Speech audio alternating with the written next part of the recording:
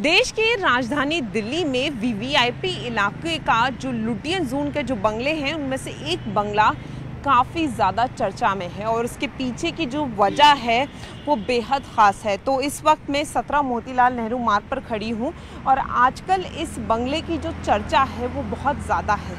इसके जो पीछे की वजह है वो ये है कि ये देश के पहले प्रधानमंत्री पंडित जवाहरलाल नेहरू का बंगला हुआ करता था और अब इसकी डील हो गई है और देश की सबसे महंगी डीलों में से एक है।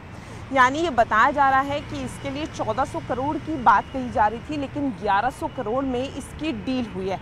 एक बार मैं आपको दिखाना चाहूँगी कि इस बंगले में ये पहला आधिकारिक बंगला है और इसमें पंडित जवाहरलाल नेहरू रहा करते थे और अब ये बिक गया है। 1100 करोड़ में इसकी डील हुई है।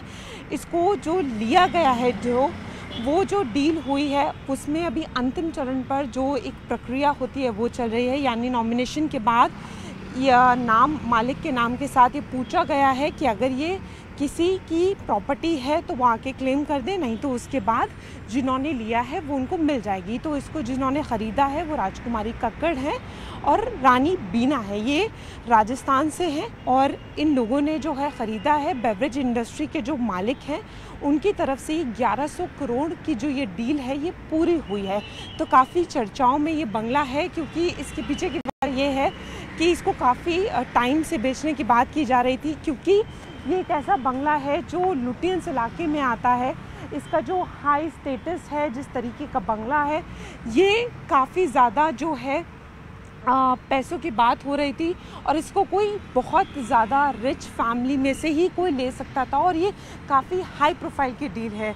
इसको इस तरीके से कहा जा रहा है कि देश की पहली जो है महंगी डील इसको कह सकते हैं, क्योंकि 1100 करोड़ में ये जो प्रॉपर्टी है ये बिकी है। और इसके पीछे की जो ख़ास वजह है वो ये है कि देश के पहले प्रधानमंत्री जो है वो यहाँ रहा करते थे।